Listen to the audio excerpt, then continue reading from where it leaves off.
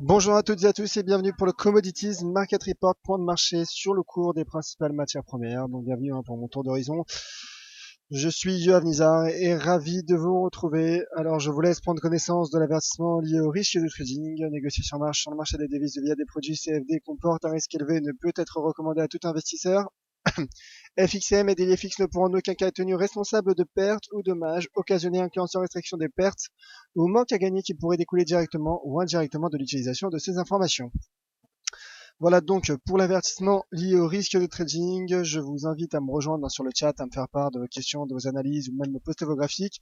Et je vais débuter ce Commodities Market Report par trois annonces importantes. La première, euh, voilà, FXCM vous offre un cadeau pour les clients en compte réel. Les trois premiers qui m'enverront un email ynizar sur l'adresse ynizar@fxcm.fr ou même un tweet voilà, sur Twitter @nizar ou tout simplement qui appellent également le service client gagneront, se verront offrir donc une journée d'immersion qui aura lieu demain dans nos locaux. Une journée d'immersion, hein, donc une journée de formation de 9h jusqu'à 18h, donc demain. Les trois premiers, voilà, c'est un cadeau que vous fait FXCM, donc n'hésitez pas à contacter notre service client ou même m'envoyer un email. Voilà donc pour la première annonce. Deuxièmement, je vous rappelle que mercredi prochain, mercredi donc 20 janvier, il y aura un Commodities Market Report spécial de 10h à 11h. Je recevrai un analyste, hein, notamment, donc, qui nous fera part un invité qui nous fera part de sa vision de marché sur les principales matières premières, notamment, il nous donnera sa vision sur le dollar américain. Alors, également d'un point de vue fondamental, donc ce qui va également nous permettre de dégager justement des tendances à moyen terme potentiellement et dégager donc des stratégies moyen et long terme. Donc il s'agit d'Alexandre Humbert de la société Fork Gestion. Donc voilà, je vous attends nombreux mercredi prochain à 10h pour un live spécial. Enfin, dernière information importante, je vous invite à aller sur le forum dans la catégorie heures de trading, rollover et heures de trading, car lundi prochain, les 18 et 26 janvier, il y aura une modification des heures de trading, notamment sur les CFD, en raison du Martin Luther King Day aux États-Unis, et le mardi 26 janvier en raison de la fête nationale australienne. C'est la raison pour laquelle je vous invite à retrouver les heures de trading que vous retrouvez sur votre écran. Donc voilà, les heures de trading modifiées la semaine prochaine. Donc alors, débutons ce webinaire par l'analyse du cours de l'once d'or. J'en profite pour vous saluer car vous êtes nombreux également à me saluer sur le chat. Donc je vois déjà qu'il y a quelques questions, notamment sur le pétrole. Donc je vais y venir et n'hésitez pas, voilà, n'hésitez pas à continuer donc sur le chat. L'once d'or qui progresse hier, qui progresse après 3 séances de baisse. L'once d'or donc qui profite, hein, qui s'était fragilisé suite à un climat d'aversion pour le risque, qui s'était atténué. La demande chinoise affichait des signes, l'économie chinoise affichait des signaux plus positifs, à l'instar de la balance commerciale qui a été publiée non pas la nuit dernière, mais la nuit précédente, avec la baisse des importations qui est finalement ressortie inférieure, bien en dessous des attentes du consensus. Le rebond également des indices, mais toutefois hier, les indices boursiers, la bourse a chuté de nouveau et reparti à la baisse, que ce soit Wall Street ou même le DAX sont repartis à la baisse, et donc un climat d'aversion au risque qui a été ravivé hier avec donc cette baisse des indices et également la baisse, hein, du pétrole, nous le verrons dans un instant.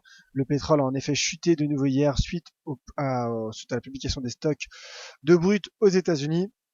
Et donc le cours de l'once d'or rebondit sur les 1080 $ et se replie toutefois sous les 1095 $. Donc pour l'instant, le cours qui se maintient sous une ligne de tendance baissière formée depuis la séance du 7 janvier. Il s'agit là de la partie supérieure d'un triangle. Donc techniquement, ça reste baissier tout de même sur le cours de l'once d'or et j'ai le sentiment, en tout cas je vise pour le cours de l'once d'or un retour sur les 1085 et 1080 $, puisque voilà, on voit que la Banque populaire de Chine justement continue à prendre des décisions, continue à relever le cours pivot du yuan sur le marché onshore. dans le but de soutenir la demande chinoise. Logiquement, plus le yuan sera fort, plus les importations seront faciles. Donc la Banque populaire de Chine a de nouveau relevé son cours pivot, cette fois-ci à 6,5616 yuan pour 1 dollar. Et ajouter à cela, n'oublions pas un dollar américain qui se renforce, un dollar américain qui reste fortement bullish. Hier, il y a eu la publication du livre beige de la réserve fédérale. Et donc le dollar poursuit sa hausse et a franchi hier, a clôturé enfin et pour la première fois au-dessus des 12 220 points. Et donc il s'agit là d'un signal d'achat potentiel pour l'US Dollar Index des FXCM. Toutefois, donc revenons au cours de l'once d'or qui techniquement a retracé 61,8% de sa précédente tendance haussière. Voilà, comme vous le voyez, le cours donc a retracé avant de rebondir sur les 61,8% de Fibonacci, mais toutefois il teste un autre niveau majeur, donc la résistance à 1095, il se replie, c'est pour l'instant bearish en ce début de séance sur le cours de l'once d'or. L'indicateur RSI avec son tête-épaule a atteint l'objectif, hein, donc atteint l'objectif de RSI à 32 donc, et a rebondi mais se replie sous la ligne de coup de ce RSI à 55,98, donc quasiment 56, donc ce qui confirme un peu hein, ce qui confirme notamment mon biais baissier sur le cours de l'once d'or. Donc voilà, le dollar qui devrait poursuivre son renforcement, qui devrait poursuivre sa hausse et donc mettre sous pression le cours de l'once d'or, et également une demande chinoise qui pourrait justement des craintes en tout cas qui pourraient s'estomper sur la demande de l'économie chinoise au vu notamment des récentes prises de mesures de soutien par la Chine. Toutefois prudence car les indices actions baissent en ce début de séance. Voilà donc pour l'once d'or. Voilà pour l'once d'or. Donc apparemment Kerzelen qui se plaint de certains problèmes de son. Alors n'hésitez pas à me confirmer que le son et l'image fonctionnent bien.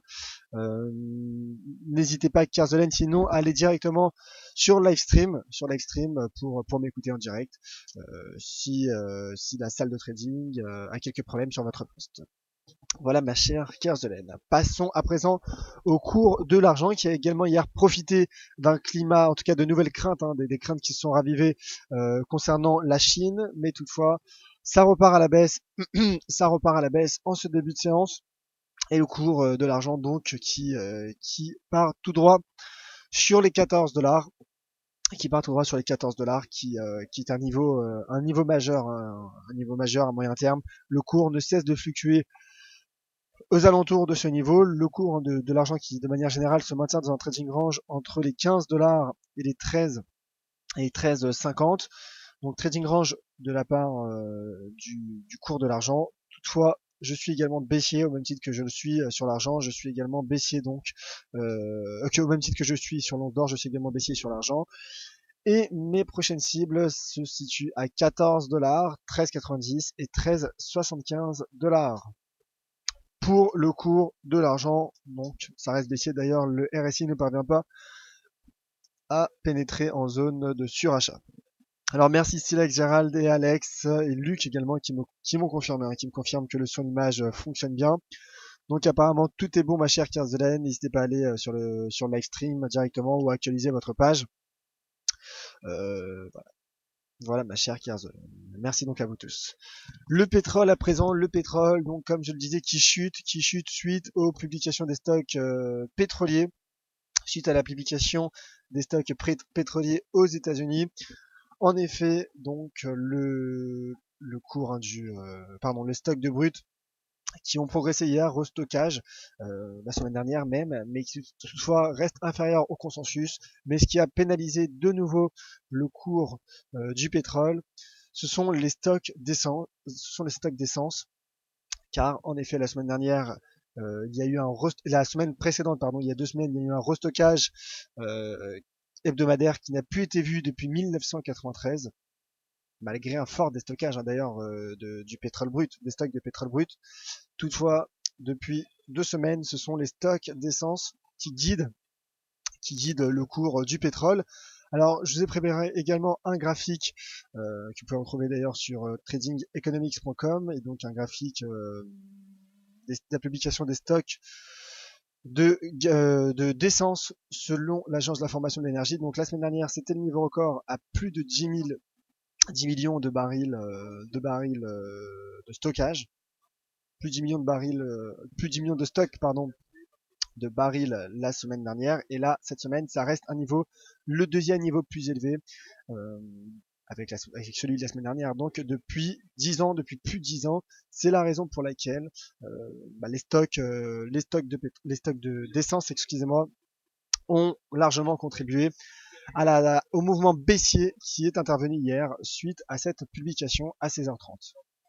Donc techniquement, pour le cours pour le cours donc du WTI qui se maintient malgré cette baisse, toutefois se maintient toujours sur ce niveau à 30. Le cours ne parvient pas pour l'instant à casser les 30, donc ce qui montre également l'importance et la rigidité de ce niveau.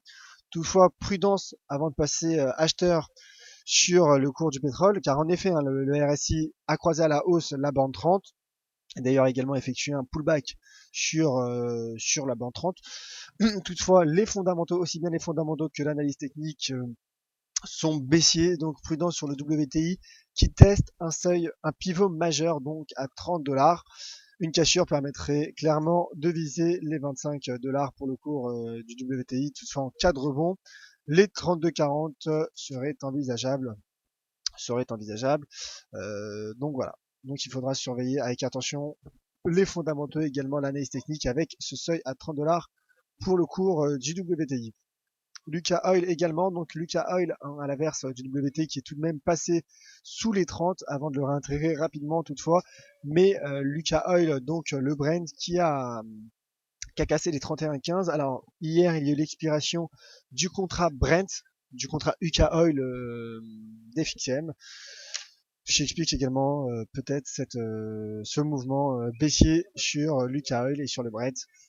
Toutefois, donc le cours réintègre les 30 $ et donc les 30 $ sont le niveau à surveiller à court terme pour le cours du Brent.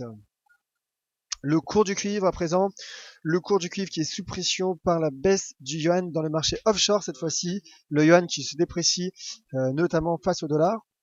En effet, hein, malgré le relèvement du cours pivot de la Banque populaire de Chine, donc de la PBOC, à 6,5616 yuan pour 1 $, le yuan qui est vendu, qui se déprécie sur le marché du forex, donc ce qui rend donc les importations, en tout cas ce qui ravive des craintes, ce qui ravive les craintes sur la demande chinoise. Comme vous le savez, la Chine qui est l'un des principaux consommateurs de cuivre, notamment à l'Australie, pénalise le cours du cuivre qui reste sous une tendance, qui reste dans une tendance baissière. Je le rappelle, hein, comme je le disais hier, que l'administration générale douanière chinoise a indiqué dans un rapport que les importations de cuivre ont atteint 530 000 tonnes en décembre contre 460 000 le mois précédent. Donc le cours, ce qui a permis hier au cours d'effectuer un rebond technique, mais toutefois la tendance reste bien baissière. Et d'ailleurs, hein, c'est la raison pour laquelle je parlais justement de la dépréciation du yuan. C'est la raison pour laquelle l'AUD-USD est bearish et baissière en ce début de séance malgré des très bons chiffres sur l'emploi en Australie. Je vous invite à retrouver ce résumé sur un article qui est en ligne, sur dailyfx.fr concernant la paire AUD-USD. Donc le cours qui se maintient, tout le cours du cuivre qui se maintient sur un support à 1,95 et donc qui se stabilise pour l'instant sur ce niveau, mais ça reste baissier. Attention en cas de franchissement, la cible à 1,90 $ serait envisageable. Le cours du gaz naturel à présent, le cours du gaz naturel qui a clôturé hier en légère hausse, et cela fait suite notamment au consensus sur un déstockage, au consensus hein, sur la publication des stocks de gaz naturel sur le département de l'énergie aux États-Unis. Cette publication aura lieu cet après-midi à 16h30 et donc le consensus s'attend à un déstockage de 178 milliards de 178 milliards de pieds de cubes donc aux États-Unis. et ce qui explique donc cette clôture en légère hausse de la part du cours du cuivre. Donc toutefois, le cours se stabilise et a atteint tout de même n'a toujours pas atteint pardon, notre objectif d'hier à 2,20 $ car il n'y a pas eu de cassure sur les 2,25. Le cours se stabilise en début de séance, se stabilise d'ailleurs depuis hier. Le cours du gaz naturel, le marché du gaz naturel qui est bien évidemment dans un climat d'attentisme en amont donc de cette publication des stocks de gaz naturel aux États-Unis, qui aura lieu donc cet après-midi à 16h30. Bien évidemment, je ferai un point demain dans le Commodities Market Report. Et donc le cours qui se stabilise proche d'un niveau de support à 2,25. Attention, là une cassure, donc comme je le disais, permettrait de viser les 2,20 $ sur le cours du gaz naturel. Enfin, le cours du palladium, le palladium qui rebondit après avoir atteint un plus bas de 2010, suite notamment à la hausse des ventes de véhicules en Chine, qui s'est élevé à un rythme plus faible depuis 3 ans. Donc les ventes de véhicules, d'automobiles ont ralenti, ont ralenti en Chine à un niveau plus bas de 3 ans. Donc c'est la raison pour laquelle le cours avait atteint un point bas depuis 2010 sur les 450 $. Toutefois, rebond sur ce seuil majeur, ce seuil psychologiquement important à 450 $. Et le cours donc qui réintègre un range entre les 525 et 475 $. Donc le cours qui reste tout de même dans une dynamique baissière. À surveiller également l'épaule, tête-épaule inversée potentielle, car la ligne de coup n'a pas été franchie. Et donc à surveiller. Donc voilà, cette épaule, tête-épaule, un franchissement de cette ligne de coup qui s'élève à 501. 502, 508 permettrait donc de viser à 502, voilà. Et donc il y a d'ailleurs un seuil d'inversion de polarité puisqu'il y a eu un pullback sur les 503. Donc un franchissement permettrait de viser les 530 $. Sur le cours du palladium et également donc pour le cours du platine qui rebondit, qui repart à la hausse après avoir atteint les 835 $, et le cours du palladium, du platine pardon, qui teste les 845 $. Un pullback sur les 845 permettrait de viser plus haut, permettrait de viser les 860 $, puis les 885 $ si ce mouvement aussi se poursuit. Attention tout de même au repli et à la fausse sortie, donc au bull trap, qui permettrait de viser un retour sur les 835 et 823 $ pour le cours du platine. Voilà donc pour mon analyse des matières premières, pour mon tour d'horizon. Passons aux questions. Passons rapidement aux questions car dans 10 minutes, il y aura le morning meeting avec Vincent Gall. Alors, bonjour Raphaël, bonjour Gérald, bonjour Ritter. Je vous remercie, vous êtes nombreux à me saluer. Alors, justement, Greg, bonjour Yoav. As-tu vu mon post sur la page Facebook sur le WT? Oui, écoutez, mon cher Greg, je vous remercie car vous êtes de plus en plus nombreux à rejoindre le groupe officiel des analystes d'EliFX France. Alors en effet, il s'agissait d'une question sur le WTI lorsque je vous propose à mon cher Greg tout simplement de vous faire un point sur le WTI, puisque Greg, et d'ailleurs je vous remercie, vous nous donnez également votre plan de trade WTI swing moyen terme. Le voici que je poste. Donc je vous remercie pour cette analyse graphique, mon cher Greg. Donc Greg qui vise un rebond sur les 33,08. En effet, le cours du WTI donc qui se maintient dans un canal descendant et qui semble entamer un rebond sur la partie inférieure de ce canal et qui correspond également au seuil des 30 $. Et donc votre objectif, l'objectif de Greg à 33,08 $, correspond à un retracement à 38,2% de Fibonacci. Écoutez, d'ailleurs, votre analyse, je trouve très intéressante, tout d'abord votre analyse graphique, et je pense en effet qu'un rebond est possible. Comme vous le montrez, j'ai le sentiment que tant que le seuil des 30 est maintenu, cela peut montrer peut-être un signe de la volonté du marché à vouloir rebondir. D'ailleurs, lorsqu'on a vu hier les chiffres, les stocks pétroliers aux États-Unis n'ont pas été bons. La réaction a été fortement baissière, mais tout de même, le cours du pétrole se maintient au-dessus des 30. Donc j'ai le sentiment, en effet, mon cher Greg, que le cours pourrait rebondir et atteindre comme vous le montrez les 33 $, donc dans les prochaines séances. Il faudra surveiller donc d'une part la situation chinoise, car d'un point de vue fondamental, bien évidemment, les matières premières sont également énormément orientées par l'analyse fondamentale. C'est la raison pour laquelle la semaine prochaine nous recevrons un analyse fondamentale qui d'ailleurs donnera son avis, donc son biais, notamment tous les enjeux de l'analyse fondamentale, du dollar américain et de la situation chinoise. Donc en effet, il faudra surveiller à la fois la situation chinoise, le dossier chinois, et également, bien évidemment, les fondamentaux, le fameux déséquilibre entre offre et demande avec le, la, l'offre iranienne, pardon, qui devrait revenir dès la semaine prochaine, qui devrait faire son retour dès la semaine prochaine sur les marchés. Mais je pense qu'elle a déjà été anticipée. Et attention également aux tensions géopolitiques qui pourraient profiter au cours du pétrole. Voilà mon cher Greg, je vous remercie. Je vous remercie également pour ce plan de trading moyen terme.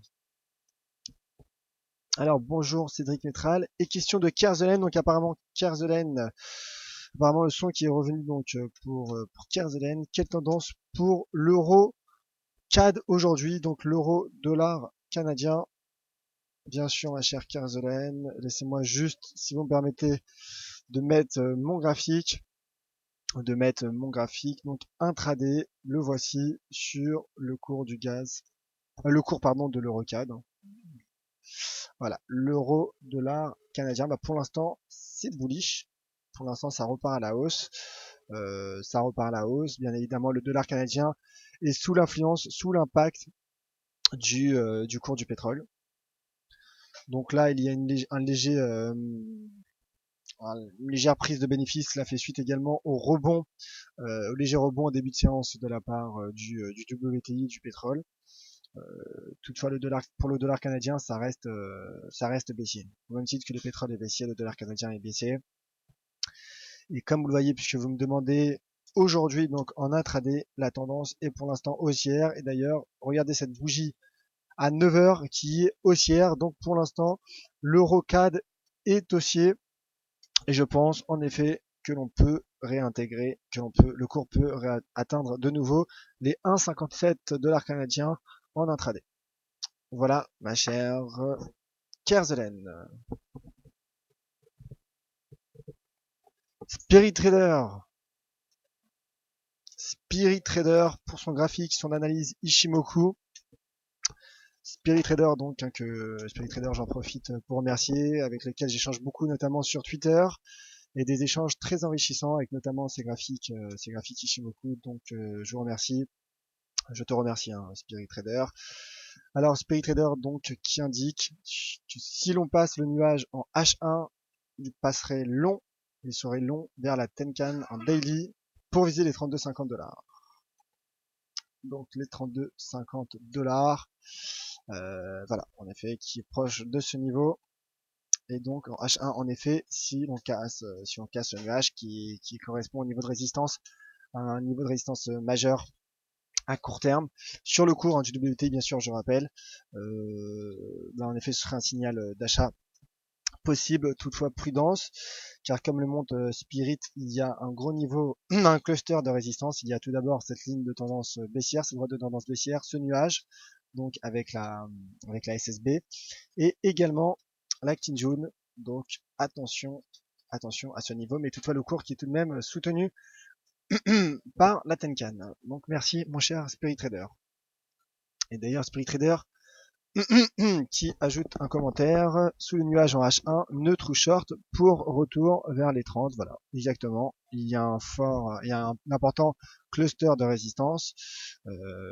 Donc voilà, merci Spirit. Ou short, d'ailleurs Spirit qui rajoute ou short pour aller vers 30 $. Alors, alors Cédric Métral qui a une question justement, alors une question concernant le service client, donc n'hésitez pas tout simplement à, rappeler soit votre conseiller, soit le service client, mon cher Cédric Métral. Comment sait-on donc pour les résultats? Bah écoutez, ce sont les trois premiers, hein, tout simplement. Les trois premiers qui enverront un mail, donc qui m'enverront un mail à ynizar@fxm.fr ou un tweet, ou même les trois premiers qui contacteront le service client pourront participer demain à notre journée d'immersion et également faire notre connaissance avec moi, Vincent et Sylvain euh, dans nos bureaux. Voilà mon cher Cédric. Alors merci à vous tous de votre attention. Ainsi s'achève ce Commodities Market Report. On va se quitter avec ce graphique Ishimoku, cette analyse Ishimoku sur le WTI de Spirit Trader. D'ailleurs, Greg est totalement d'accord avec Spirit. Je le suis également. Donc on se retrouve ce soir à 17h30 pour la closing bell pour un tour, pour un résumé de la séance, hein, que ce soit notamment sur les marchés boursiers, sur le forex, également sur les matières premières, pour un débriefing complet. À 13h d'ailleurs, il y aura la Banque d'Angleterre, donc à surveiller la livre sterling qui est pour l'instant baissière. Attention à l'effet des rachats de short suite à la Banque d'Angleterre, mais pour l'instant ça reste baissier. Merci à vous tous. Je vous attends tout de suite sur Twitter, @yoavnizar. Et à tout à l'heure, 17h30. C'était donc Yoav Nizar pour le Commodities Market Report de DIFX. Très bonne journée sur les marchés.